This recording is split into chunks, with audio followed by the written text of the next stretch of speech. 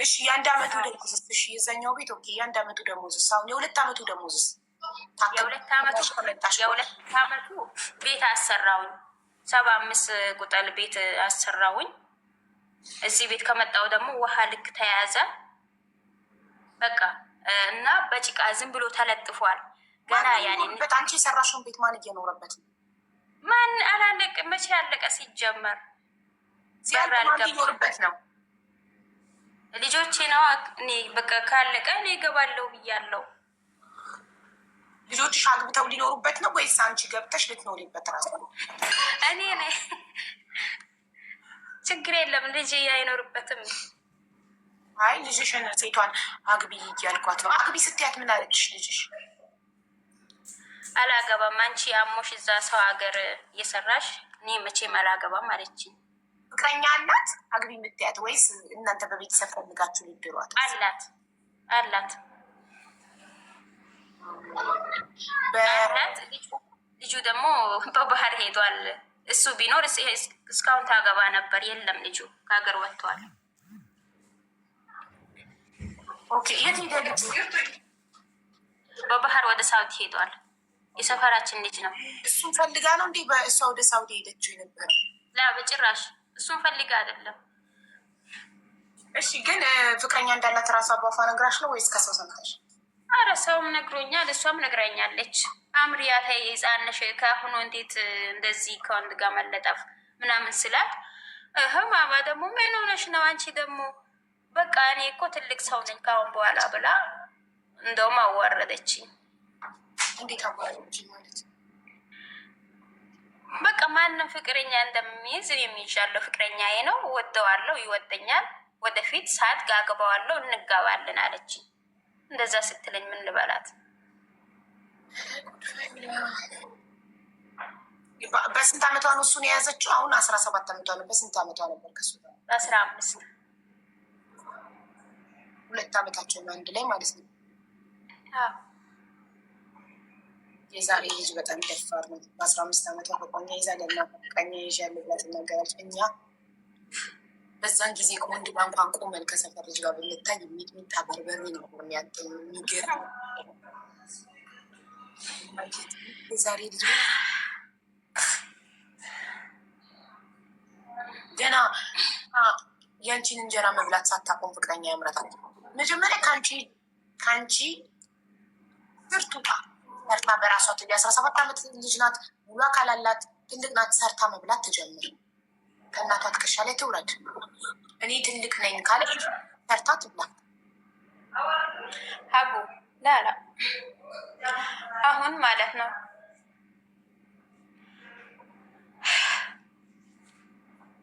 በጣም ደክሞኛል። እንደው ወላሂ ምን ችግር አለ? ሰው በአንድ ኩላሊት ይኖር የለ? ቆይ አቡ እስቲ ይሄን ነገር ደግሞ ላማክርሽ። በአንድ ኩላሊት ኖሮ ይኖራላ? እቺን ሙዳቱን እዛው እቺን ድራማ እኛ ወላሂ አይደለም ወንጀል ነው። እንደዚህ አይነት ነገር ማውራትም መስማትም አልፈልግም። ሄደሽ እንደዚህ አይነት ነገር የሚሰሙ ሰዎች ጋር እኔ ጋር እንደዚህ አይነት ድራማ እንደዚህ አይነት ወሬ ማውራትም አይቻልም። እሺ በቃ ይቅርታ። ስለዚህ ይኸውልሽ አሁን አንቺ ልጆችሽን ቀጥተሽ አላሳደግሻችም ምናምን ሲትኝ ነው። እኔ ከነሱ ጋር የት ቤተኛው ቤቴ መጠለያ አለኝ እንጂ አንቺ ጋር ነው ማውራው። አንደኛ አንቺ ሴት ነሽ። ሴት ልጅ ራሷ ብልጥ ሆና ህይወቷን ካላስተካከለች እንደዚህ ነው መጨረሻው የሚሆነው። ሁለተኛ ልጅሽን በ17 አመቷ አግቢ ማለት የለብሽም። ከተማረች ትማር፣ ጨው ለራስ ብለህ ጣፍጥ፣ ካለበለዚያ ድንጋይ ነህ ተብለህ ትወረወራለህ። ምከረው እምቢ ካለ ምከረው።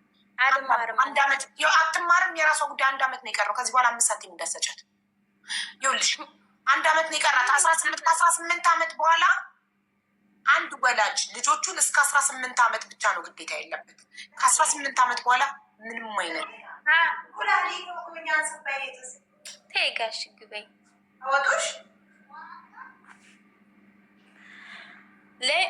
ለእነሱ አይደል የምኖረው? አቡ ቆይ ለእኔ እሺ ማን አለኝ? ካሁን በኋላ የመውለድ ሀሳቡም የለኝም። እኔ ማን አለኝ? ቆይ ከነሱ ውጭ ካሁን በኋላ የማትሰሚ ከሆነ ጀሚላዬ እንደፈለግሽ። ለማንኛውም ቤት መቀየር የምትፈልጊ ከሆነ አሁን ይሄኛው ሁለተኛው ቤት 1 አመት የሰራሽበት ቤት 1 አመት ኮንትራት የቀረሽ 1 ዓመት ስጨርሽ ማትፈልጊ ከሆነ አሁን ቤት መቀየር የምትፈልጊ ከሆነ 884 ትደውይና ቤት መቀየር እፈልጋለሁ፣ ይሄ ቤት አልተስማማኝም ትያለሽ፣ ይቀይሩሻል።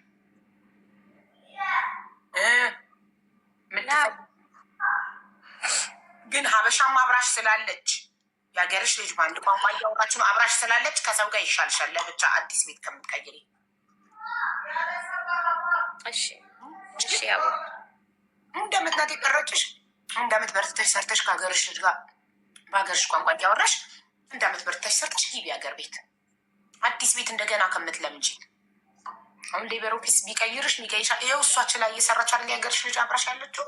አረ እሷ የምንውጣ ነው የምትለኝ እንዴ? እንደውም እኔ በእኔ ብርታት ነው የተቀመጠችው። ወላሂ በቃ መውጣት የምትፈልጉ ከሆነ ጣፊ ቁጥሩን 884 ደውላችሁ ቤቱ አልተስማማንም ቀይሩን በሉ።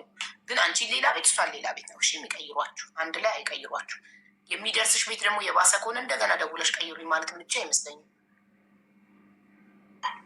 884 ያዢ ቁጥር 800 ዚፎ አለው 884 አይደለም 80084 ኦኬ። እሱ አለው በልጅቷ ስልክ ይዤዋለሁ። ሩ በቃ በዛ ደውለሽ ቤቱ አልተስማማኝም ቀይሩኝ በእኔ በኦፊስ ነው ኢንሻአላህ። እሺ ሰላሙኝ። እሺ አመሰግናለሁ።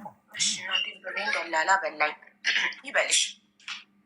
ጎጥ ደላላ ጋር ትሄዱ የተባላችሁ ይብላችሁ ትሄዱ ነው። አሁን ይሄ ኩላሊት እንሸጣለሁ ምናምን ሙድ ሆኗል። ህዝቡ ደንግጦ ብር እንዲያሰባስብላቸው የሚያመጡት ሲስተም አሁን ምንድን ነው? ኩላሊት እንሸጣለሁ። አቀደም አንዷ ምስትል ነበር ኩላሊት እንሸጣለሁ። የለም ህገ ውጥ ነው ኩላሊት መሸጥ፣ በህግ ያስጠይቃል። አይሸጥም ኩላሊት ይለገሳል። ወንድም ለቤተሰብ ምናምን ይለገሳል። ትለግሻለሽ በፈቃደኝነት እንጂ መሸጥ የለም። ኩላሊት ወንጀል ነው። እሺ ወደ በዘዌ ማለት ነው። እኔ ሁሌ የምመክራችሁ ምክር ብልጥ ሆናችሁ ዛሬ እያንዳንዳችሁ ህይወታችሁን አስቡት። ዛሬ ቁጭ አድርጋችሁ እንደ እህታችን ጀሚላ ባል ሳውዲ በተለይ የተለያየ አረብ ሀገር ቁጭ አድርጋችሁ ባል እየቀለባችሁ ያላችሁ ሰዎች ጉልበታችሁ እስኪደክም የሚፈልጋችሁ ልክ እንደ ጀሚላ ጉልበትሽ ሲያልቅ እሱ ቁጭ ብሎ ተቀልቦ አነጥንጦ ወፍሮ እንደ አራት ሴት አምሮበት ወጥቶ ሌላ ይጠብሳል። ከዛ አንቺን ይፈነግልሻል። ወይ ከብርሽ አልሆንሽ፣ ወይ ከጤናሽ አልሆንሽ፣ ወይ ከእድሜሽ አልሆንሽ። ከዛ ልጆችሽን ወስደሽ ገጠር ቤተሰብ ጋር ትወረወሪያለሽ። ልጆችሽ አይማሩ በአንቺ ስህተት፣ በአንቺ በእናትየዋ ስህተት ልጆችሽ ያለ ትምህርት ገጠር ይወረወራሉ። ጉልበታቸው ይበዘበዛል። ተጨማልቀው ያድጋሉ። ስነ ምግባር አይኖራቸውም። ከንቱ ልፋት። የሰው ልጅ ለፍቶ አሳድጎ ጨዋ ልጆችን ካላሳደገ ከንቱ ልፋት ነው የሚባለው። ለምን እንዴት ነው ሴቷ እየሰራች ወንዱ ቤት የሚቀመጠው እንደ አራስ? ወጡ ይስራ፣ ወጡ ይስራ። እኔ ሴትነት ድርሻዬን ቤት ውስጥ እወጣለሁ። እሱ ሰርቶ የሚያመጣው በቂ ካልሆነ አግዘዋለሁ እንጂ ዋና ዋና ዋና እሱ ነው። ዋና የበለጠውን ማድረግ ያለበት አባወራ እሱ ነው። ማን ሞኝ ነው? ምን ጅልነት ነው? ባልቁጭ ብሎ ሚስት የምትሰራው? ኧረ የኔ ጉልበት ብቻ የማን ልጅ ወርቅ ነው? የማን ልጅ ጨርቅ ነው? አንተ ቤት ተቀምጠ እኔ ብቻ እየሰራው ጉልበት እያለቀ እድሜ እያለቀ፣ ኧረ አንተ ቁጭ ብለህ ጉልበት ይጠገናል። እየበላ ትፋፋለህ፣ ትወፍራለህ፣ ሞኝን ትፈልጋለህ። መካሪ የላችሁም እንዴ እንደዚህ አይነት ሴቶች? ወንድ ቁጭ አድርጋችሁ የምትቀልሱ መካሪ፣ ዘመድ፣ ተቆርቋሪ ጎረቤት የላችሁ? ያው መጨረሻቸውን እዩ። ልጆቻቸውን በታት ነው በየቦታው እየተንከራተቱ። ሞኝን ትፈልጋለህ። ይሄ ጅልነት ነው። እኔ የሚገርመኝ ቤተሰቦቻቸው ምንም አይሏቸውም ወይ? ያቺ ሴት ቤተሰብ የላትም ወይ? ቤተሰቦቿ እንዴት ልጃችን ባል አስቀምጣ እየቀለበች ለምን የእኛ ልጅ ከማን ታንሳለች? አይሰማቸውም? ቤተሰቦቻቸው፣ ጎረቤቶቻቸው፣ ጓደኞቻቸው አይመክሯቸውም? እንዴት ነው ባለቤት ቁጭ ብሎ እየበላ እየጠጣ እየተኛ ሚስት በጠዋት ወጣ ልፋት ድካ እንዴት ተቀያየረ? ሶሪ ተቆርቋሪ ባይኖረኝ ዘመድ፣ ቤተሰብ፣ ጎረቤት፣ ጓደኛ ተቆርቋሪ ባይኖረኝ ለራሴ እቆረቆርለታለሁ። ያመኛል ለራሴ እኔ እቆረቆርለታለሁ። ማንም እስኪ ነግረኝ አልጠብቅም።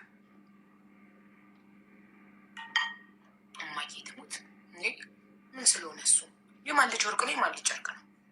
እሱ የወርቅ ልጅ፣ እኔ የጨርቅ ልጅ። እኔ እየለፋው ላኖረው የኔ ጉልበትና እድሜ ሊያልቅ፣ ከዛ እኔ በስራ ብዛት ደክሜ በሽተኛ ሰውን፣ እሱ ፍሬሿን ያልደከመቿን አዲሷን ጤነኛዋን ቆንጆዋን አግብቶ ኢንጆይ ያደርጋል ላይፉን። እኔ ማንም ፈላጊ የለኝ። ደክሜ ያለው አርጅቻለሁ፣ ተጎድቻለሁ፣ ተጎሳቆያለሁ። ማን ይፈልገኛል? ልጆቼ ሁላ እናታችን ናት ለማለት ያፍሩብኛል። ለምን ኦቨር እሱን ለማስተዳደር በጣም እየሰራው መታችና መዳም ቤት ፎቅና ምድር እያልኩ ወገቤ ጉልበት ያልቋል። ዲስክ መንሸራተት፣ እግር ህመም፣ የአጥንት ህመም፣ የሁሉ ነገር ሴቷ ላይ ወልዳ ልጅ የምትሰጠው ሳያንስ ግፍ፣ ሴቶች ላይ የሚሰራ ግፍ። እንደዚች አይነት ወርቅ ብታነጥላቸው ወንዶች በጣም ይነቃበት። ንገሪልኝ። እነሱ ሲጀመር ወንዶቹ የሚወዱት ቆፍጠን ያለች ሴት። ቆፍጠን ከወደድክ ውደድ፣ ከተመቸክ ኖር፣ ካልተመቸክ ይኸው በሩ የምትለውን ነው የሚወደው እንጂ እንደዚህ እንደ እናት ሰፍሰፍ የምትል ጭራሽ ሴትነቷን ሰታ እናት አርጋው እናት ሆናለት ልጆች ወልዳለት ንጹህ ቤት አጽድታ ትኩስ ምግብ አብስላ ጠብቃው የሴትነት የሚስትነት ድርሻዋንም ተወጣ። ከዛ ውጭ ሄዳ ሰርታ ብር ማምጥታ ሰጥታ ታስጠላዋለች። እንደዚህ ያደረጉ ሁሉ ያው እየተፈነገዱ ሌላ እየተገባባቸው ነው። እናት ሆንሽበት ሚስት አማረው። በቃ ሚስት ስትሆኚ የሚስት ባህሪ ይኖርሽ። ሚስት ሆነሽ እናት ምትሆኝ ለምንድን ነው? ለምን ብለሽ ዋይ ለትዳር የሚከፈል መስዋዕትነት ክፈይ። ምን አገባኝ? ስትከፍሉ ኑሩ። መጨረሻ ላይ እንገናኛለን።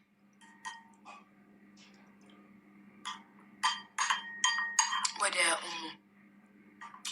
ጌም ተጫወች።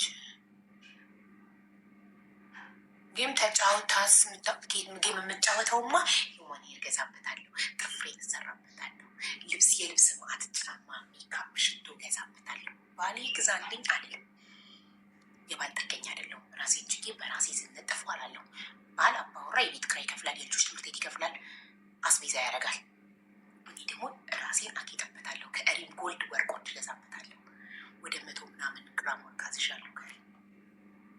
ለራሴ አምርበታለሁ፣ አጌጥበታለሁ። ወርቆቼን ነገ ብታመም ሽጬ ይታከምበታለሁ። አይዞሽ ስለኔ አታስቢኝ። በጣም ብልጥ ቆቅ ምስጥ ነኝ።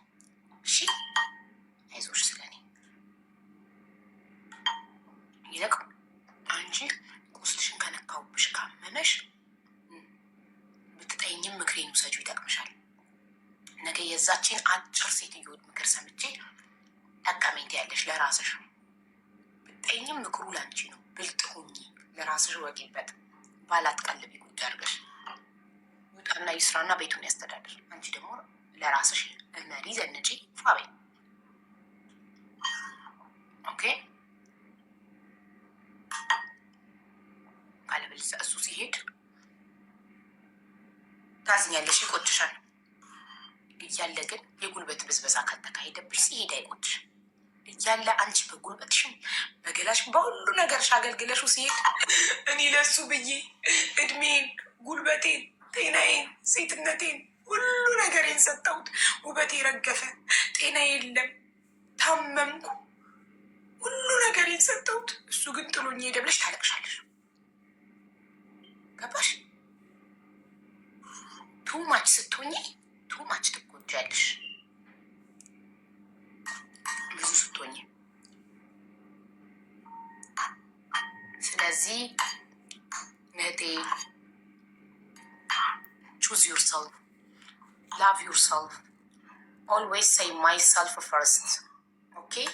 ራስሽን መረጭ። በአማርኛ ልንገርሽ፣ ሜቢ አንቺ እንግሊዝኛ አታውቂም ይሆናል። በአማርኛ አጭር ሰው ልባም ነው። ትክክል። ፈጣሪ ከቁመታችን ቀንሶ ልባችን ላይ አይምሯችን ላይ ነው የጨመረው። እኛ አጭሮች። አንደኛ ራስሽን ቹዝ ዩርሰልፍ ማለት ራስሽን ምረጪ። ኦኬ። ላቭ ዩርሰልፍ ማለት ራስሽን ውደጂ። ማይ ሰልፍ ፈርስት በይ ማለት እኔ መጀመሪያ በይ፣ ራሴ መጀመሪያ። ከራስ በላይ ነፋስ በይ። በአማርኛም አለው እኮ ማይ ሰልፍ ፈርስት እኮ ከራስ በላይ ነፋስ ነው። በተረፈ እኔ እንደሌላው አፌን አይደለም የምከፍተው፣ እየኖርኩ ነው። በተግባር ማሳየሽ እየኖርኩ።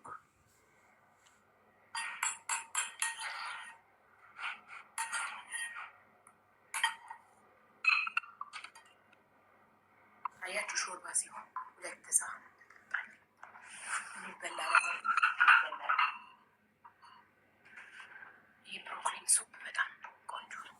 ውስጤና ሞቀል ወደ ህይወት ታሪክ የስደት ታሪክ ጨርሰናል። የነኝሟል ወደ ነው የሚለዋል ኡሚ ዮሴፍ ያንቺ ተራ ነው። ግን እንትና ቤዛ ፋሽንን ሶሪ ቤዛ ፋሽን አለ ቤዛ ሽፎ ወደ ኡሚ ዮሴፍ እንሄዳለን።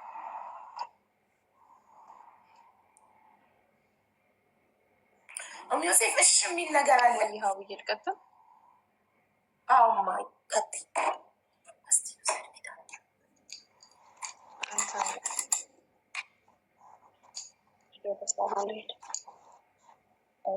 በመጀመሪያ በጣም ነው ማለት የኔ ጀግና ነው። ዮሴፍ እፍን ኤድፎን አድርገሻል? ይቅርታ ኤድፎን አድርገሻል?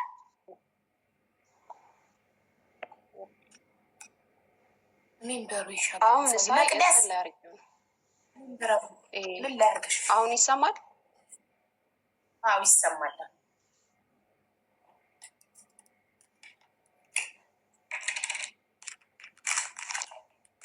እሺ ማሪ መጀመሪያ እኔ ሄራ ተደርባለው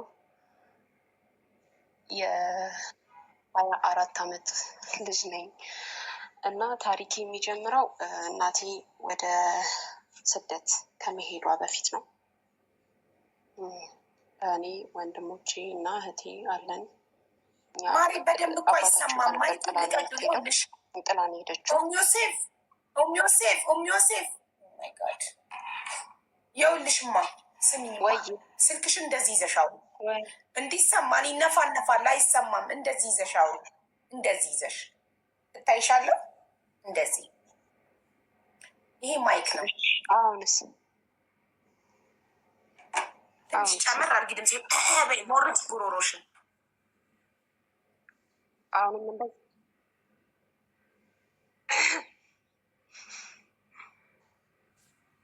አሁንም አልሰማም። ሄድፎን አድርገሻል? ቆይ ለምንድን ነው የታፈነው ድምፅሽ? ሄድፎን አድርገሻል?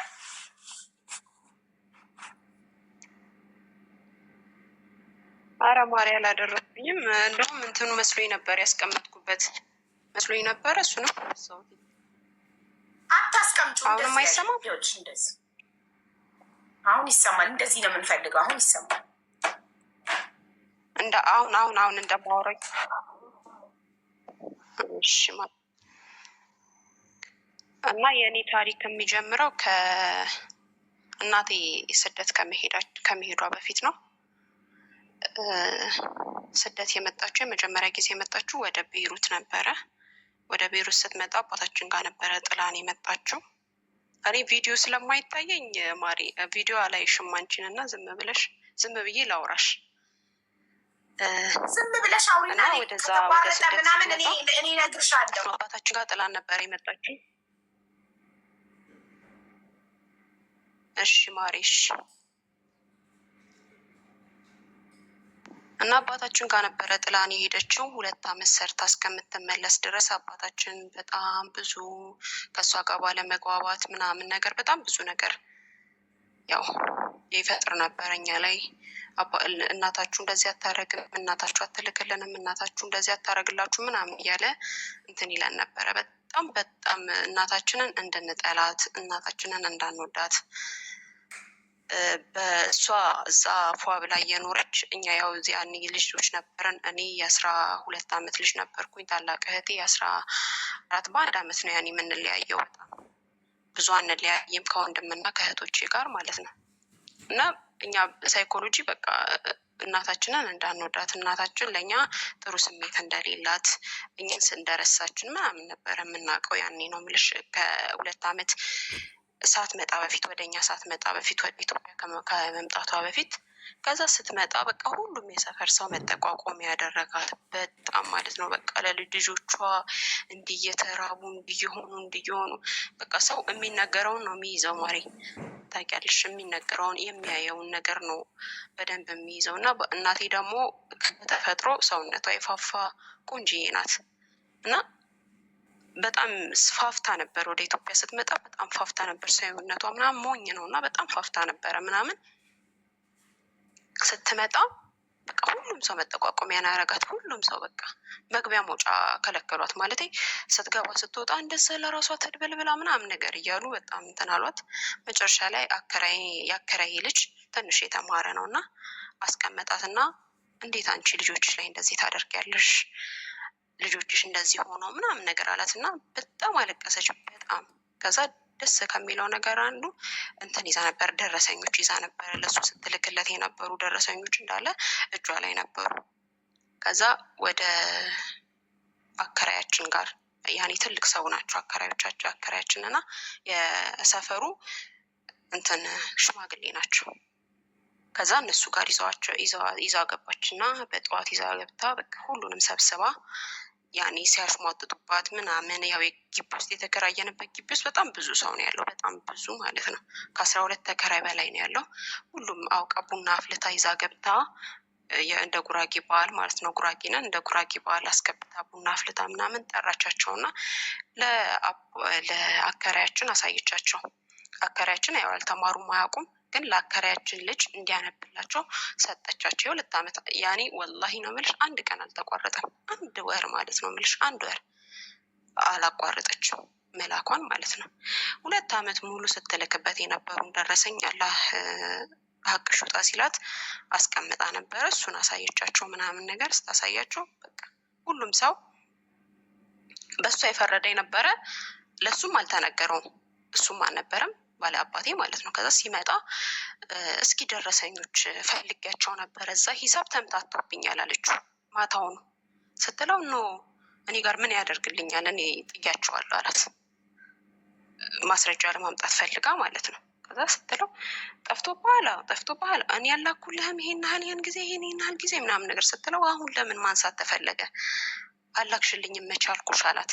ለእሷ አላከችም መቻልኩሽ አላት። ለእኛ ግን የሚለን የነበረው አትልክም፣ እናንተን እዚህ አስቀምጣ እሷ ሌላ ህይወት ጀምራለች እዛ ምናምን ነበር የሚለን። ከዛ በቃ ግቢም ሰው ተሰበሰበ ምናምን ነገር ተጠራ። ይኸው እንደዚህ ስትልክ ነበረ። ያኔ የ5 ወር የቤት ኪራይ ሁላ አልተከፈለም ነበረ እናቴ እስከምትመጣ ድረስ ማለት ነው። ብር እየላከችልኝ ስላልሆነ ለልጆቹም የምቀልብበትም ምናምንም የለኝም። ስለዚህ የቤት ኪራዩንም መክፈል አልቻልኩም ነበረ ሲላቸው የነበረው። እነሳቸው ደግሞ ትንሽ አባትም ስለሆኑ የድሮም ሰዎች ስለሆኑ ምናምን ነገር ዝም ይሉት ነበር፣ አይጠይቁትም ነበረ። ስትመጣ ነው የ5 ወሩንም የከፈለችው። ከዛ እንደዚህ ስትለን የነበረው የቤት ኪራይ እንኳን ስትጠየቅ እንደዚህ አትልክም ብለህ በእኛ ጥላቻ እንዲኖርባት አድርገህ ምናምን ነገር አሉት። እንትን አለ፣ በጣም ደነገጠ ምናምን ነገር። ማታው ሌሊቱኑ በቃ አለኝ የሚለውን እቃ ሰብስቦ ይዞ ወጣ። አሁን ስንት ዓመት መሰለሽ ማሪ? 2010 ላይ ነው የወጣው ከቤት ከኛ ቤት ማለት ነው። ከዛ እሷም ለእንትን ነበር የመጣችው፣ ፍቃድ ጠይቃ ለ2 ወር ብቻ ነበር የመጣችው። ሄደች ተመልሳ ወደ መጣችበት ሀገር ሄደች። እኛ እዛው ክራይ ቤት ውስጥ እንዳለን ማለት ነው። ከዛ በቃ ሲያስቡት ቤተሰቦቿ የሷ ቤተሰቦች ሲያስቡት ምናልባት ነገ ተናዱ በእንደዚህ አይነት ነገሮች ተናዱ ለመበቀል ብሎ ተመልሶ ቢመጣ እንኳን እንትን ሊል ይችላል፣ ሊበቀላቸው በልጆቿ ሊበቀላት ይችላል ብለው አክስቷ ወሰደችን ራሷ ጋር ስትወስደን በቃ ምን ብዬ ልንገርሽ ማሪ፣ በጣም አስቸጋሪ ነበር። በጣም ነው የምልሽ፣ ወላሂ ነው የምልሽ። እኛ ከ2 ዓመት በፊት እሷ ከመምጣቷ በፊት ጭራሽ ኢትዮጵያ ከመምጣቷ በፊት እንትን ብለናል። ወንድሞቻችንን ራሱ እኛ ሳንማር እነሱን ነበር የምናስተምራቸው። እኛ የጠዋት አንዳችን የጠዋት እየተማርን ማለት ነው። እኔና እህቴ የፈረቃ ትምህርት ነበር የምንማረው ወደ 18 አካባቢ ሐምሌ 19 የሚባል ትምህርት ቤት ውስጥ ማለት ነው። እና እንደዛ ነበር የምንማረው። ወንድሞቻችንን ግን ቅጠል ለቅመን ስልሽ ወደ 18 አካባቢ የሆነ ጫካ አለ፣ እሱ ጋር ጠርገን 100 ኩንታል በ30 ብር ነው የሚሸጠው የነበረው በዛኔ ማለት ነው። የወንድሞቻችን ደግሞ የቄስ ትምህርት ቤት ነበር የሚማሩት። የወር ክፍያቸው ደግሞ 35 ብር ነው ለአንዳቸው ማለት ነው። በወር 70 ብር አለብን ማለት ነው። ይህን ምልሽ ወላሂ ነው ምልሽ። አባታችን አልነበረ የሚከፍለው፣ እኛ ነበረን እየከፈልን የምናስተምራቸው የነበረው ወንድሞቻችንም ማለት ነው። የመንግስት እንኳን መማር አይችሉም ነበር። የቄስ ትምህርት ቤት ነበረ የምናስተምራቸው እናታችን ከመምጣቷ በፊት ነው ምልሽ። እና በጣም በዛ ሁኔታ ላይ ሆነን ችግር ላይ ሆነ ምናምን ነገር ታለፈ። እንደውም ያ ጊዜ ይሻል ነበረ ማለት እዛ እንደዛ ቅጠል ለቅመን ምን ብለን ወንድሞቻችን የምናስተምረው ጊዜ ይሻል ነበር። ከዛ አክስታችን ጋር መጣን። አክስታችን ጋር ብዙ መግባባት የለም። እሷም ልጆች አሏት፣ 4 ልጆች አሏት፣ እኛም 4 ነን ምናምን። ባልየው ያው ውጭ ካለ የሆነ ሰው እንደሚረዳ ግልጽ ነው። ስለሚረዳ እናታችን ለእኛ ብላ ስለምትልክ ወይም ደግሞ እነሱንም በነገራችን ላይ የአክስቴ ልጆች በእኛ እናት ነው የግል የሚማሩት የነበረው፣ በእኛ እናት ብር ማለት ነው የግል ይማሩ ነበረ። እኔና ሲስተር በቃ ትምህርት አቆመን። ወንድሞቻችን ትምህርታቸውን ቀጠሉ። 4ኛ ክፍል ላይ አቆመን እኔና ሲስተር። በነበረው ሁኔታ እሷ 5 እኔ 4 ነበርኩኝ። አቆመን ትምህርት። ወንድሞቻችን መማር ጀመሩ። እነሱ የመንግስት ነው የሚማሩት ብዬሻለሁ ማሪ። ወንድሞቼ የመንግስት ነው የሚማሩት፣ የአክስቴ ልጆች የግል ነው የሚማሩት። 1 ወር ካለፈባቸው ተሳስቶ 1 ወር አይደለም 1 ሳምንት ካለፈባቸው የክፍያ በቃ አክስቴ ቤቱ በአንድ እግሩ ነው የሚቆመው እየደወለች ማለት ነው። እና በጣም ነበረ የምንቸገረው። በጣም ነው የምልሽ በቃ ማሪ፣ በጣም ማለት ነው። ከዛ እሷ ጋር አልተስማማንም። አጎታችን ጋር ሄድን። አጎታችን ጋር ደግሞ ሚስቱ ልትቀበለን አልቻለችም፣ አልፈለገችም። ማለት የእነሱ ንብረት ከገባ ለእኔ ንብረት አያሟላልኝም ብላ ስለምታሰብ ስለነበረ አልተቀበለችንም። ሳትቀበለን ስትቀር ንብረቶቻችን የነበሩን እነዚህ ቴሌቪዥን፣ ቁምሳጥን፣ አልጋ ምናምን የሚባሉት ነገሮች ተሸጡ። በቃ ስመጣም ይገዛል ብላ ተሸጡ። ከዚህ የምትልካቸው እንትኖች ነበሩ እቃዎች፣ ካርቦ አድርጋ የምትልካቸው እቃዎች ነበሩ። እነሱ እቃዎችም መጡ። እንደ ቡቲክ ነገር መክፈት ፈልጋ ነበር። በቃ ይህን 2 ዓመት ጨርሼ ሀገሬ ገብቼ ልጆች ማሳደግ ነው የምፈልገው፣ እንደዚህ እቃ ስልክልሽ አስቀምጪ ትላት ነበረ ለአክስቴ። ታስቀምጣለች ግን እንትን አትላትም። ምንድነው አታስቀምጥላትም ነበረ። በቃ እንዲህ አሁን ለምሳሌ አንቺ በስም መታወቅ ማለት ነው። እኔና አንቺ አሁን አንቺ እኔን የምታውቂኝ ከሆነ እሷን አክስቴን የምታውቂያት ከሆነ ስትመጪ ሻንጣ ይከፈትልሻል፣ ትመርጫለሽ ምናምን ነገር። አንቺ ባልሽ ዋጋ ነው የምትገዡ። አንቺ ባልሽ ዋጋ እሺ እባክሽ ውሰጅ ምናምን ነገር ነው የሚሉሽ። በቃ አንቺ ባልሽ ዋጋ ነው የምትከፊው ማለት ነው። እንደዛ እያለ የቤቱ እቃ ለቤቷ ሆነ። የሚሸጠው ልብስ ምናምን፣ ብርድ ልብስ፣ አልጋ ልብስ ምናምን ነገር ካርቦ አድርጋ የላከቻቸው እቃዎች እንዳለ ተሸጡ። ምንም እንትን ሳትጠቀም እናቴ ማለት ነው ተሸጡ ምናምን ነገር። መጣች። ከዛ በኋላ በጣም በርካሽ ነው የምልሽ፣ በጣም በርካሽ። አሁን እናቴ የምትኖርበት ቤት በጣም በርካሽ መሬቱ ተገዛ። መሬቱ የተገዛበትን ምክንያት የአክስቴ ባለቤት ወንድም እሷ የገዛችበት መሬት ላይ ይኖር ነበረ፣ ቤት ተሰርቶበት ማለት ነው። ቤት ተሰርቶበት ይኖር ነበረ። ከዛ በኋላ ይሄ የአክስቴ ባለቤት ወንድም አልለቅላችሁም አላቸው፣ ቤቱን ማለት ነው። እነሱ ወደዛ ቤት መግባት ፈልገው አልለቅላችሁም ሲሉ ምን መፍትሄ መፍጠር አለባቸው? ማንን ነው ግዴታ የኔ እናት የሆነ መሬት ገዝታ ከዛ በኋላ ይሰጥሻል፣ ብሩ ይሰጥሻል ተብላ ማለት ነው። ብሩ ይሰጥሻል፣ አንቺ ይሄን ቤት እንትን በይ፣ መሬቱን ግዢ። ከዛ ዝም ብላ ቆርቆሮ በቆርቆሮ ተሰርቶለት ለሱ ሊገባ ነው። እሱ የፈለገው ይህን ያህል ጊዜ ጠብቄላችሁ በነፃ አልወጣም ነው ያላቸው ለእነሱ ማለት ነው። ከዛ ምን አሰቡ? የኔን እናት እንደዛ አሏ። እሺ ይገዛለች። እናቴ የምታውቀው እነሱ የሚያውቁት እኛም በሰማነው ልክ የምናውቀው 200 ካሬ እንደሆነ ነው የተገዛላት ማለት ነው። በስሟ 200 ካሬ ተገዛና 100 ካሬ ለባለቤቷ ወንድም ተሰጠ። 100 ካሬ ለኛ ሆነ። ከዛ መኖር ጀመረ። በእናታችን ብር ነው የተገዛው ቤቱ ነው ቦታው ነው የምልሽ። ቤቱን የሰራው በራሱ ገንዘብ ነው። መሬቱ ግን የተገዛው እስቲል አሁን ድረስ ነው የምልሽ። ስሙ በእናቴ ስም ነው ያለው፣ የተገዛበት ቦታው የተገዛበት ስም ማለት ነው። ከዛ እንደዛ ተባለ፣ መኖር ተጀመረ ምናምን ነገር። እናቴ መጣች ለተወሰነ ጊዜ እነሱ ቤት አረፈች፣ አክስቴ ቤት አረፈች። አክስቴ ቤት ስታርፍ በቃ ምን ልበልሽ ማሪ፣ ምንም በቃ ያስጠላል አቀባበላቸው ራሱ ማለት ነው። በቃ ለሁለት ሳምንት ለሶስት ሳምንት በቃ አንደኛ ብር የሚመጥ ያለበት ሰዓት ነው። በግ ነው የሚታረደው፣ በየጊዜው ዱዓ ይደረግ እየተባለ ሰደቃ ይደረጋል ምናምን ነገር በጣም ማለት ነው።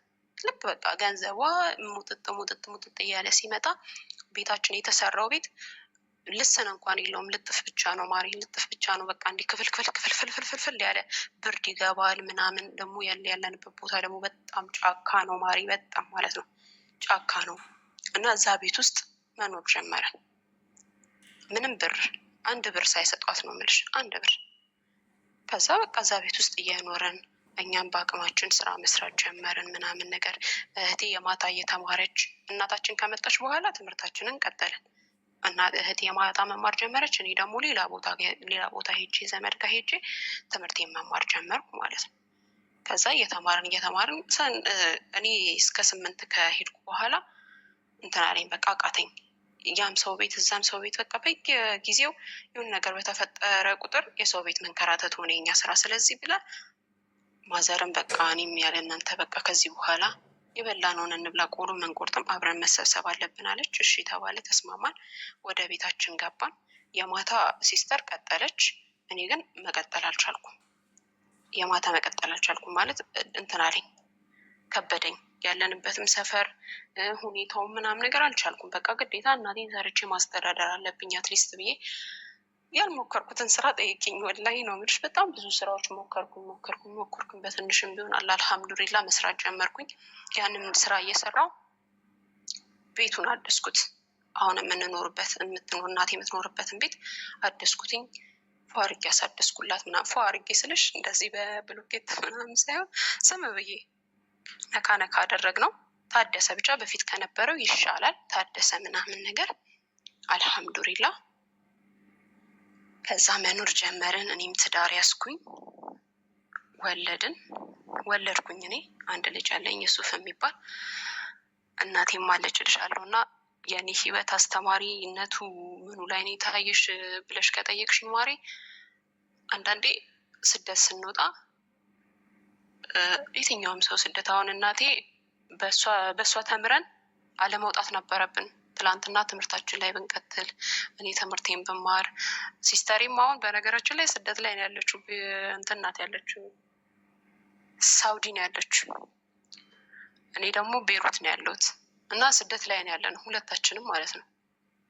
እና ይሄ ሁሉ ነገር የመጣው ትላንትና አባታችን ሰብስቦ ስላለያዘን፣ ትላንትና አባታችን በእናታችን ላይ እምነት ስላልነበረው፣ ትላንትና አባታችን እኛ እናታችንን እንዳንጠላት ወይም ደግሞ እናታችንን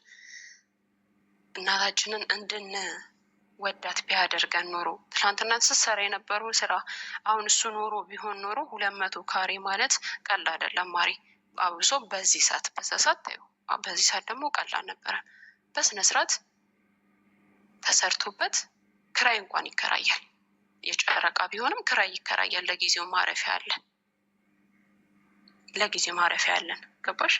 እና እሱን ልልሽ ፈልጌ ነው ሀቡዬ። ዝም ስትይኝ ጨነቀኝ፣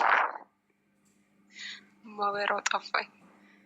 ጸጥ ብዬ እያዳመጥኩሽ ስለነበረ ነው። ከልጅነትሽ ጀምሮ ብስልነትሽ ይደንቃል።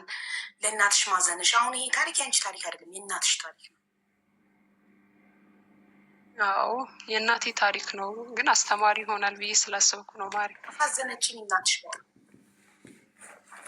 በጣም ነው የምልሽ። በጣም ተጠቀምባት ሀቡዬ።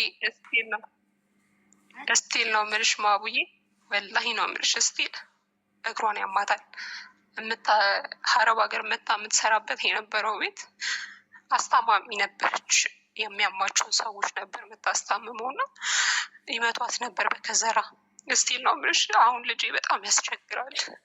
2 አመት ነው ገና እና እሱን ታዝለዋለች። ሰራተኛ አለ ግን ሰራተኛ አይቀርብም እና ጉልበቷን በጣም ነው የሚያማት። 8 አመት ነው ይሰው ለምን ትፈቅጂላታለሽ? ስታስሉታ ለምን ትፈቅጂ? ያለሁት የሰው ሀገር ነው። እኔ ቆንጆ ልጅሽ ለእናትሽ የሰጠሽ? የሚያደውት የሰው ሀገር ለእናቴ ነበር የሰጠሁት፣ ግን ባለቤቴ አልፈቀደም። በቃ አልፈቀደም። ግን በቃ የሚፈልገው እናቴን ነው የሚፈልገው። ግን አሁን ወደ አባቱ ጋር መልሼዋለሁ። ከአባቱ ጋር ሰላም ናቸው? አባቱ ስላልፈቀደልኝ አልሐምዱሊላህ ደህና ነን። ለምን መጣሽ ታዲያ አረብ ሀገር? ባለቤት የሚሰራው ስራ የነበረው እንትን ነበረ፣ ተራ ታውቂ ይሆን አላውቅም። ኖ ይሄ እንትን ምንድን ነው ስሙ? ታክሲ ተራ ማስከበር ማለት ነው። ተራ ማስከበር ኦኬ። እና እንደዛ ነበር የሚሰራው። በአጋጣሚ ምንም መዘጋጀት ምናምን ሳይኖር ነው በአንዴ አቁሙ የተባሉት። እና እሱ እንትን ነው ስራ የለውም፣ ከዛ ውጭ ሌላ ስራ የለውም። ገባሽ ማሬ? እኔ ለሱ እሱን ልረዳ። አሁን እኔ አንቺን ትምህርት በደንብ ነው የምከታተለው፣ እሱን እንትን ለማለት ምናምን ሳይሆን አትሊስት እኔ ለልጄ የሆነ ነገር እፈልጋለሁ። ምክንያቱም እኔ ትናንትና ያሳለፍኩትን ታሪክ በጣም ነው የማውቀው፣ በጣም በደንብ ማለት ነው። እኔ ከአንድም ሁለቴ ከቤት ጠፍቼ ማለት ነው ወላሂ ጎዳና አድሬያለሁ። አባቴ እንዳይመታኝ ብዬ ማለት ነው። አቀጣጡን ልነግርሽ አልችልም። አላህ ቅጣቱን ይቀጣል። ገባሽ ማሪ? እኛ በፌሮ ነበር የምንገረፈው። ታሚም ባታሚም ነው የምልሽ። በጣም አቀጣጡ ያስጠላል። ታዲያ አሁን አባትሽ ምን ላይ ደረሰ? የት ሄደ? አባቴ አሁን ከ2 ዓመት በፊት መጥቶ ነበረ፣ ከ3 ዓመት በፊት እና መጥቶ ነበረ ቤት ማለት ነው። እንዲህ በቃ ተደራጅተን ቤቱም እንዳልኩሽ የበፊቱ ቤት አይደለም ያለው። አሁን ምንም ቢሆን ትንሽ አሳድሸዋለሁ ብዬሻለሁ፣ አሳድሸዋለሁ። ምንድን ነው ማለት ትላንትና ከአክስታችን ጋር አጎታችን ጋር ከአጎታችን ጋር አክስታችን ጋር ከአክስታችን ጋር ደግሞ አክስታችንም እኛን መቀበል ስላልፈለገች ይሄ አሁን ተሰነጣጥቆ ነበር ያልኩሽ ቤት ውስጥ እናድር ነበረ። አብሶ እኔ ደግሞ በጣም ጸበኛ ነኝ። በጣም ነው የምልሽ። እኔ ጭራሽ እኔን ብትነኪኝ ይሻለኛል ከቤተሰቦቼን ከምትነኪ ማለት ነው። እና ወንድሞቼን ያላቅማቸው ነበረ ውሃ የሚሸከሙት ምናምን። እህቴንማ በቃ ታያት በቃ ቀን ሙሉ እንደ ሰራተኛ ስትፈጋት ውለና ማታ ስትገባ እንትን ትላለች። ምንድ ሰርተሽ ይሄ ስራ ሆኖ ምናምን ብላ ታጣጥልባት ነበረ አክስቴ ማለት ነው። እና እንደዛ በምትናገር ሰዓት ለምን እንዲህ ታደርጊያለሽ ብዬ ግብ ነው የምፈጥረው። ስትደውል ትነግራታለች ብለው ስለሚያስቡ እኔን ነው ማራቅ የሚፈልጉት ከዛ አካባቢ ማለት ነው። ከዛ አካባቢ ለማራቅ እዛ ያልተለሰነ ቤት ውስጥ እንዳድር ነበር የሚደረገው። እኔ ግን ደስተኛ ነበርኩ እዛ ቤት ውስጥ በመኖሬ ማለት ነው። ያልተለሰነ ቤት ውስጥ ብቻዬን በመኖሬ ደስተኛ ነበርኩኝ። እና አባታችን መጥቶ እንደዛ ስለው ስጠይቀው በቃ ከእናንተ ጋር ሰላም መፍጠር ነው የምፈልገው። ምክንያቱም እንትን ነው ማለት እንፈልገው። ትላንትና ሰውን ያሳሳተኝ ሰው ነበር እንዲህ ሲለኝ የነበረው፣ ሰው ነው እንዲህ ሲያደርገኝ የነበረው ይለኛል አለን ማለት ነው። መጥቶ ሲለን አይ እንደዛ ከሆነ አባትነትን አልካድንም፣ በስምክ እየተጠራን ነው። ወንድሞቼም እንደዛ። አሁን እኔና እህቴ አድገናል። እኔም የራሴን ህይወት እየኖርኩኝ ነው። እህቴም ደግሞ እንደምታያት አድጋለች። የራሷን ህይወት መኖር የምትጀምርበት እድሜ ላይ ነው ያለችው። እናቴን ጠይቃት፣ ወንድሞቼን ጠይቃቸው። ከተስማማችሁ ገብተክ መኖር ትችላለህ። ምንም እንትን የሚል ነገር አይደለም አልኩትኝ። ገባሽ? ምንም የሚያንጠያይቅ ነገር አይደለም አልኩት። ከዛ እናቴም ስትጠየቅ ነው አለች። በቃ እስከ ዛሬ የት ጠፍተክ ነበር? ዛሬ ምን ሊፈጠር ነው ብላለች ነው አለች። በቃ እሱም ተመልሶ አልመጣም። አሁን እንደዚህ በጭምጭምታ አግብቶ ወልዷል ምናምን የሚባል ነገር አለ።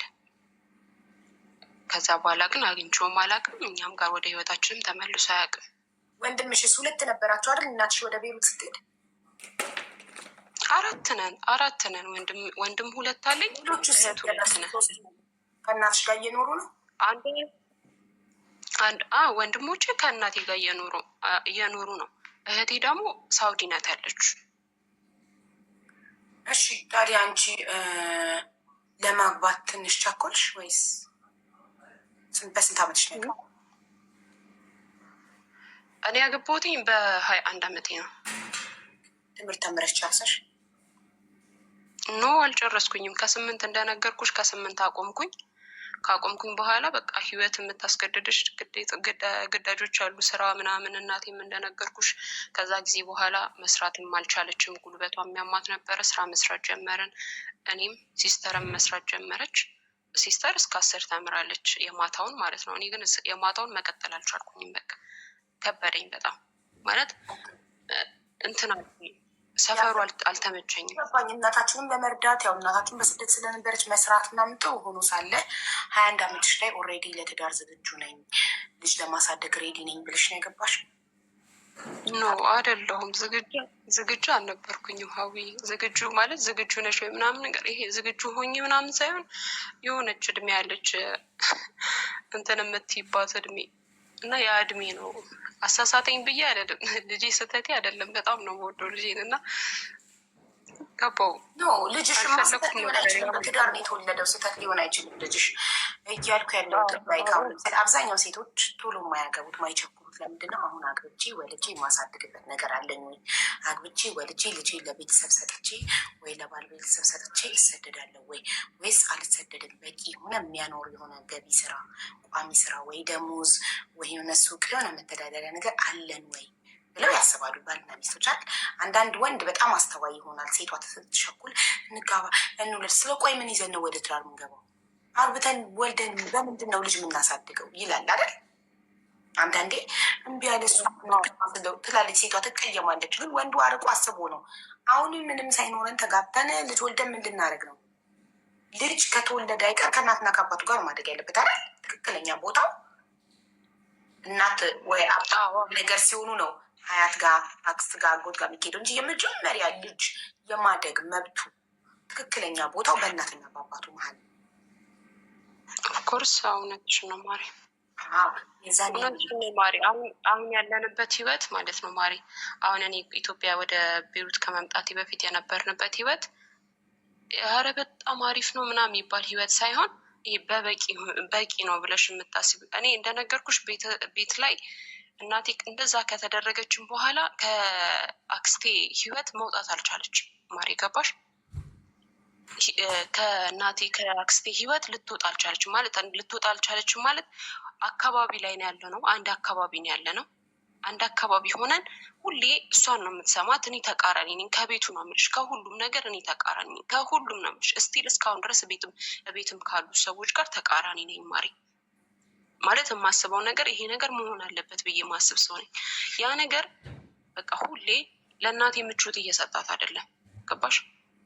ከእነሱ ጋር መነጋገሬ ከአክስቴ የሆነ ነገር ሲፈጠር መታ ስትናገር እንዲስትል አንቺ ለምን እንዲህ ታደርጊያለሽ? ትናንት ያረግሽው ምንድን ነው? ትናንት ያረግሽው ነገር ረስተሽ ዛሬ ለምንድን ነው እንደዚህ የምትይው እላታለሁ ሁሌ ማለት ነው። ሁሌ ትላንትና የአንቺ ልጆች የግል ሲማሩ እኛ የመንግስት ያጣን ልጆች ነን። ለምን እንዴት ታደርጊያለሽ? አሁንስ ተመለሰሽ ለምን የሁሉ ውጣ ውረድ ትፈጥሪያለሽ እላታለሁ ሁሌ ማለት ነው። እና እናቴ ደግሞ እሷን ማጣት አትፈልግም፣ እህቷን ማጣት አትፈልግም። ስለዛ እኔ እና እሷ ሁሌ እንትን ሆነ በቃ እሷም አትተወኝ ነገር ልጇ ሆንኩባት፣ እኔም ማልወጣ ነገር እናቴ ሆነችብኝ አይነት ነገር ሆነ። ስለዛ ትዳር አማራጭ ሆኖ ሳይሆን የገባሁትኝ አንደኛ ወድጄውን ያገባሁት ባለቤቴን እወደዋለሁ ስለፈለግኩኝ የገባሁት ስለፈለግኩኝ ገባሁኝ። አማራጭ ነው ብዬ ስላሰብኩ ያ ቤት የኔ እናቴን ከእናቴ ዞር ማለቴ እዛ ጋር የሚፈጠሩት ነገሮችን አለማየቴ እንትን ነው ብዬ ስላሰብኩኝ በቃ ምንድን ነው ብዬ ስላሰብኩ ነው። ለእናቴ ነፃነት ነው ብዬ ስላሰብኩኝ ዞር አልኩኝ። በሄድኩኝ አሁንም ነው የምልሽ በደወልኩ ቁጥር በሄድኩ ቁጥር ስለ አክስቴ አለመስማት አልችልም። ስለ እናቴ ከእህቷ ጎን ስላለመሆኗ መስማት አልቻልኩም። ገባሽ? ነቃ ልትልልኝም አልቻለችም እናቴ። እኔ በፈለግኩት መንገድ ልትሄድልኝም አልቻለችም። ገባሽ ማሪ? እናቴ እኔ በፈለግኩት መንገድ ራሱ ልትሄድልኝ አልቻለችም። ስለዛ ብዬ ነው ማለት። እሺ ከዛ ባለቤትሽ የተራ ሰራተኛ ነበረ። ከዛ ተራ ባላሰቡ ሰዓት ከስራ ሲቀነስ ለምን ሌላ ስራ ለመስራት አላሰበም? አንቺ ስደትን ከመምረጥሽ ልጅሽን ጥለሽ ወደ ስደት መምጣት ከመምረጥሽ ይልቅ ባለቤቴ አሁንም ስራ ላይ ነው ያለው። በእርግጥ አሁንም እኔም እሱም አንድ ቦታ አይደለም ያለ ነው። ገባሽ ማሪ? እሱ ያለው የት ነው? እንትን ነው ጋምቤላ ነው ያለው። ሄዷል። ምን ይሰራል? ጋምቤላ ነው ይሰራል።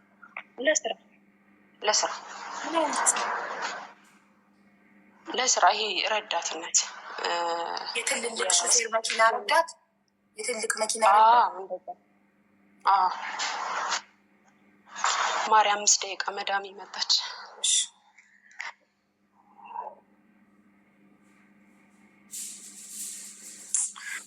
እሱ ረዳትነት ጋምቤላ፣ እሷ መዳም ቤት ቤሩት፣ ልጃቸው እናቷ ጋር።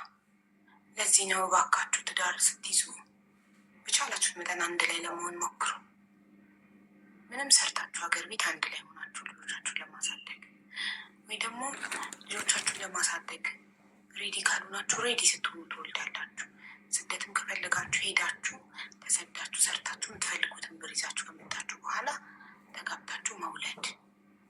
ብዙ ወጣት ሴትና ወንዶች ፍቅረኛሞች ምናምን ፕላን አድርገው አቅደው ይህን ያህል ብር ያስፈልገናል፣ እሺ እኔ ወደዚህ ሀገር ሄዳለሁ፣ አንቺ ወደዚህ፣ እሺ ሄደን ሰርተን ብሩን አምጥተን እንጋባለን ተባብለው ይነጋገራሉ። ለምን? እውነተኛ ፍቅር ካለ በአላማችሁ ከጸናችሁ አላማችሁን ታሳካላችሁ። ወልዶ ለቤተሰብ ሰጥቶ ከመምጣት ማናት ሰላም ተገለጽነው። ሰላም ሀቡ እንዴት ነሽ? ወይ አማን ነው አለን አለን። ደህና ነሽ?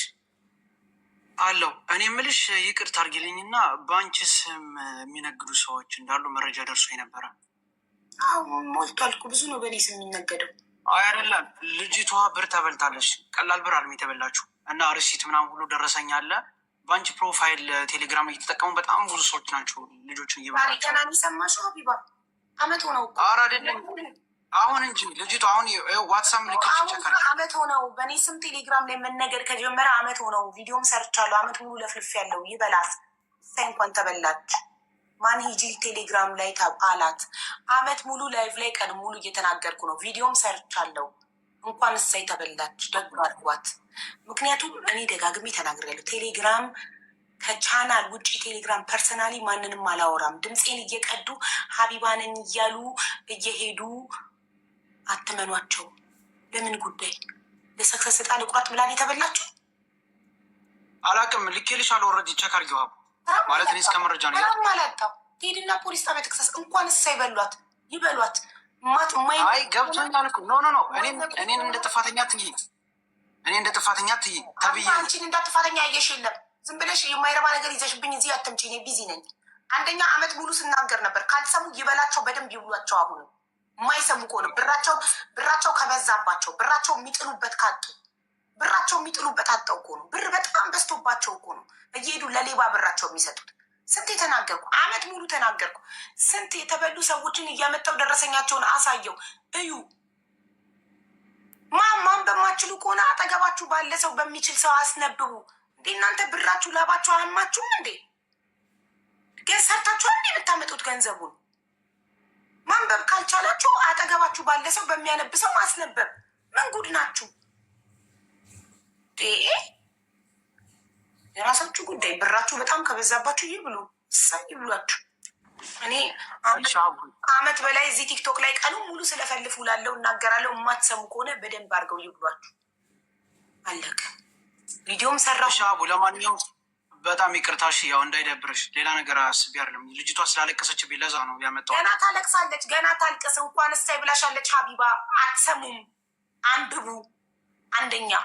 ሁለተኛ ነገር ምን ልትሆኑ ቴሌግራም ላይ ትሄዳላችሁ? ስንቴ ቪዲዮ ሰራው በስሜ ፌስቡክ፣ ቴሌግራም በስሜ በፕሮፋይል ከፍተው እያጭበረበሩ ነው። እኔ ምን ላደርግ ነው ቴሌግራም ላይ በውስጥ ብር የምጠይቀው? ምን አይነት ጅልነት ነው?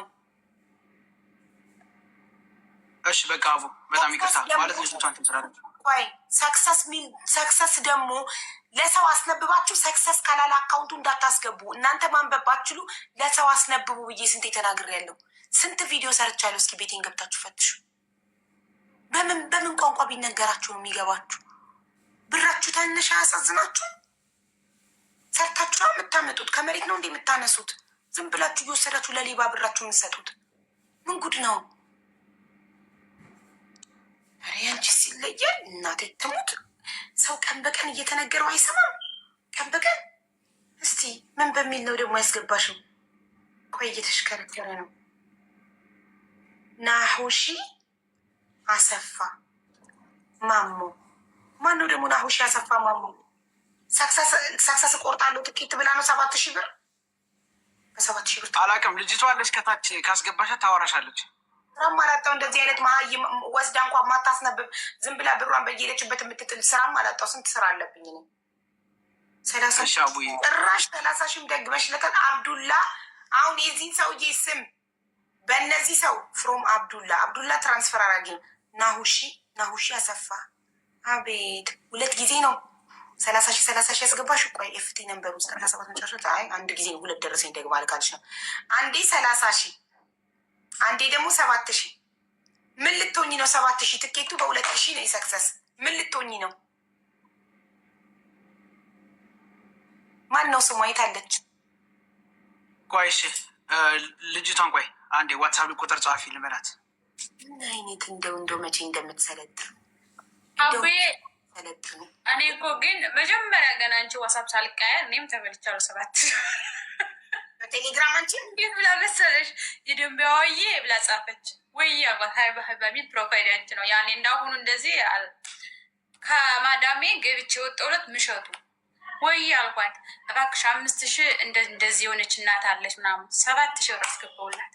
ከዛ የተጻጻፍነው ልም አለ የተጻጻፍነው ጠፋ ወዲያው እንዲህ የተደቻቡብን ብላ ጠፋች። በቃ ቦልከኝውን አላውቅም።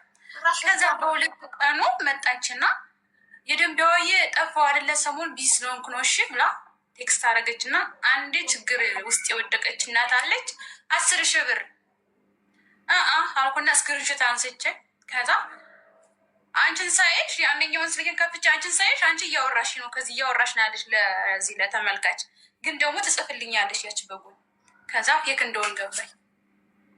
እኔ ከመቼ ጀምሮ እርዳታ በውስጥ የምጠይቀው? እርዳታ ታማሚው ተቸጋሪው ተረጂው እዚህ ጋር መጥተው ቪዲዮ አብርተው እዚሁ ችግሩን ተናግረው እዚሁ ይረዳል እንጂ ከመቼ ጀምሮ በውስጥ የተቸገረች እናት አለች እያልኩ እየሄድኩኝ ምን እንደዚህ አይነት ጅላለ እንዲ አምኖ ዝም ብሎ የሚሰጥ። አሁን ደግሞ ትላንትና የሆነች ልጅ ራሱ ለነሰክስ የተበላሽ መሰለሽ የነሰክሰስ ስልክ ነው ብላ ድርቅ አለት ስክሪን ታጋስ ትልክልኝ ባዮ ላይ ያስቀምጧል። የነሰክሰስን ባዮ ላይ ያስቀምጡታል።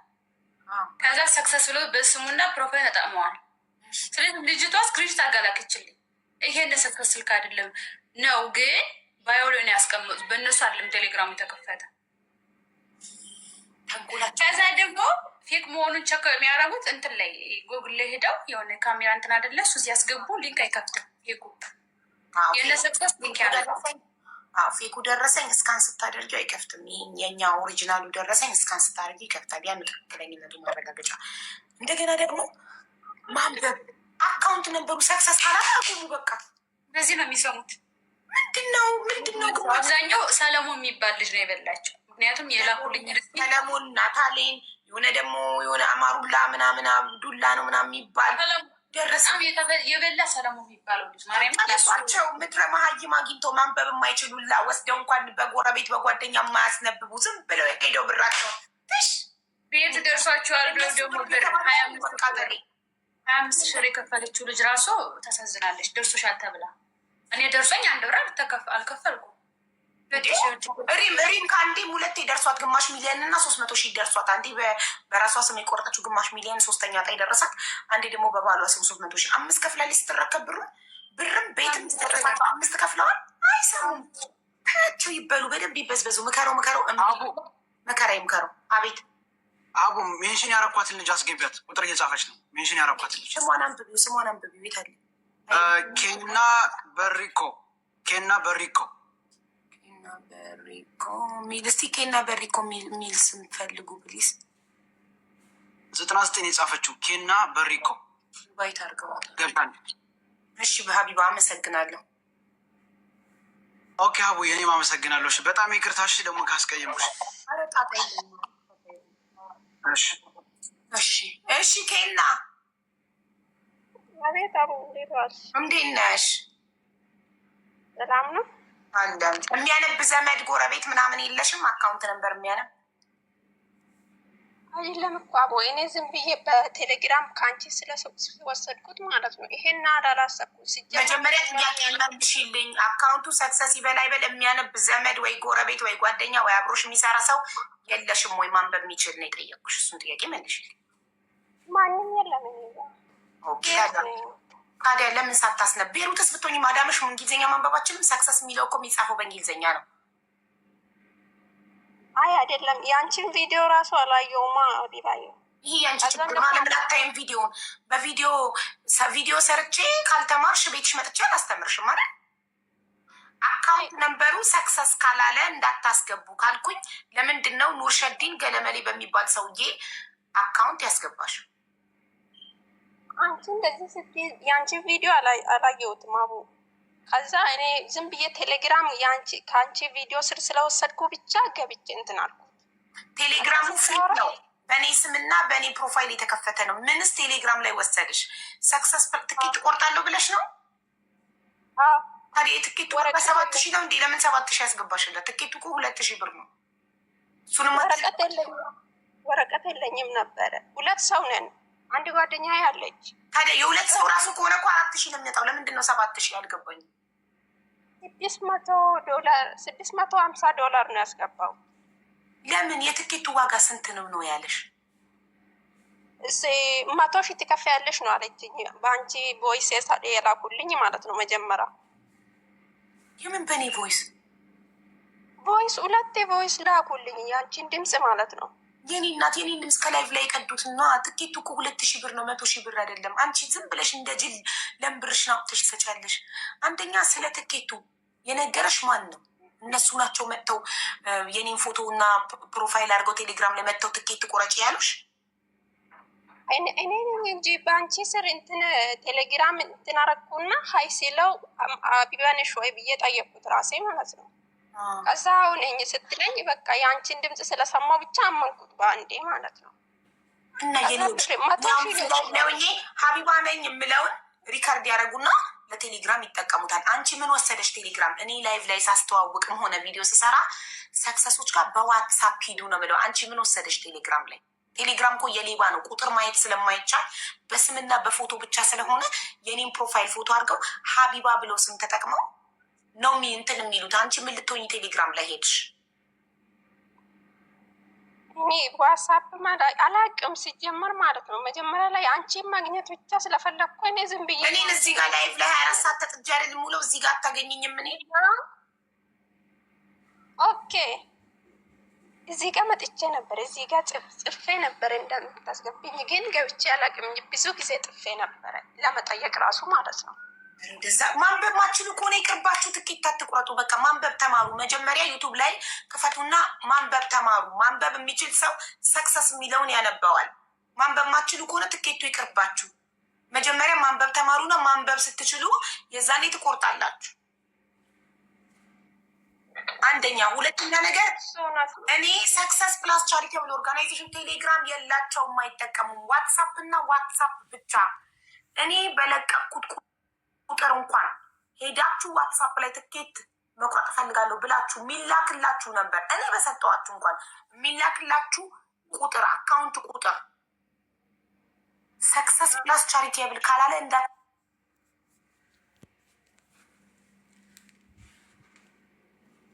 በቃ እኔ እንደዚህ ያደርጋሉ ብዬ ነገም ያው እንዳንቺ አንዷም እንደዚህ እና ቴሌግራም ላይ ተበልቼ የመጣሁት ላንቺ።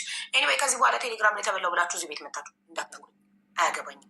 ተበሉ እሳይ ይብሏችሁ። ለምን እኔ 2 ዓመት ሙሉ ጉሮሬ እስኪደርቅ እየለፈለፍኩ ነው። ካልሰማችሁ የራሳችሁ ጉዳይ ነው። ካልሰማችሁ የመጣው እያንዳንዳችሁ ቤታችሁን እያንኳኳ ልነግራችሁ አልችልም። ልንገናኝ የምንችለው እኔና እናንተ እዚህ ጋር በቲክቶክ ነው። በቲክቶክ እየነገርኳችሁ ነው። ኤቭሪዴ እየሰማችሁኝ አይደለም። ካልሰማችሁ እንግዲህ ብራችሁ ተርፎ ከበዛባችሁ ሞልቶ ከፈሰሰ አድሉት ለሌባ። ሌባውም እንደናንተ አይነቱን እየመረጠ እንደዚህ ይበላችኋል። አትሰሙም። 2 ዓመት አልሰማችሁም፣ ወደፊትም አትሰሙም። ምመኑ አሁንም ይቀጥላሉ ሌቦቹ። 7,000 እና 30,000 37,000 የተበላችሁ ሰው በይ እንግዲህ ተጠንቀቂ። ሌላ ጊዜ ዝም ብለሽ ብርሽን ላገኘሽው አትስጭሽ። እና ዩቱብ ላይ ደግሞ ማንበብ ተማሪ ማሬ፣ መጻፍና ማንበብ ተማሪ። እሺ እማራለሁ አቦ። ጎበዝ አይዞሽ። ግን ቤት በኩል ነው ትኬት ለመቁረጥ ወረቀት የለኝም ነበር፣ ፓስፖርት ማለት። ይቅርብሽ፣ አንቺ አትቁረጭ፣ ይቅርብሽ። እንዴት እዚሁ ልቀር ታዲያ? ከፈለግሽ ነው እኔ ላስረዳት። እኔ በውስጥ ጣና አልገባኝም። እዚሁ ልክ ታዲያ ማለት ትኬቱ ወደ ኢትዮጵያ በአየር መሳፈሪያ መስሎች ነው እንዴ? አይደል ፓስፖርት የለኝም ነው አልኩት። እና በነጭ ወረቀት ሄዳል ምናምን ሲሉ ይሄ የተበላሹ የሰክሰስ ትኬት የቤት ዕጣ ልትቆርጭ ፈልገሽ አይደለም? የአየር ትኬት ልትቆርጭ ነው እንዴ? እኔ እንደዚህ ያላልኩት። እኔ ወረቀት የለኝም እኔ ፓስፖርት የለኝም ሲለው እኮ ነው እንደዚህ ትገባልሽ እኔ ወረቀት ቆርጥልሻለሁ ሲሉ እኮ ነው። አንቺ የምትፈልጊው ምንድን ነው? ትኬት፣ የአየር ትኬት፣ የፕሌን ወደ ሀገር መሳፈሪያ ትኬት ነው የምትፈልጊው? አዎ ወደ ኢትዮጵያ።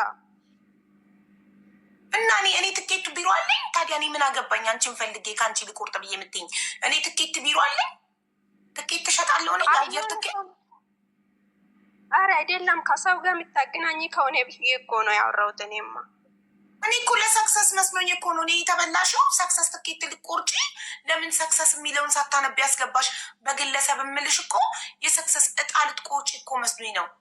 አንቺ የአየር ትኬት ታዲያ ቴሌግራም ላይ ሄደሽ የአየር ትኬት የምትዩ የኔን ፕሮፋይል ላደረገ ሰው የምትዩ ለምንድን ነው? አንቺ መዳሞችሽን ሰዎችን ኢትዮጵያ ኤምባሲ እዛ እንትን ቤሩት ያለ ኤምባሲ ጠይቀሽ ፓስፖርት በነጭ ወረቀት ከኤምባሲ ያወጥተሽ ትኬት እንዴት በትኬት ብቻ እኮ ሀገር አይገባም። ፓስፖርት ከሌለሽ ግዴታ ኤምባሲ ሄደሽ ተመዝግበሽ ነጭ ወረቀት አውጥተሽ እኮ ነው ትኬት የሚቆረጠው። እንዴት ቴሌግራም ላይ በምታውቂ ሰው ትኬት ተቆርጦሽ ሀገር እገባለሁ?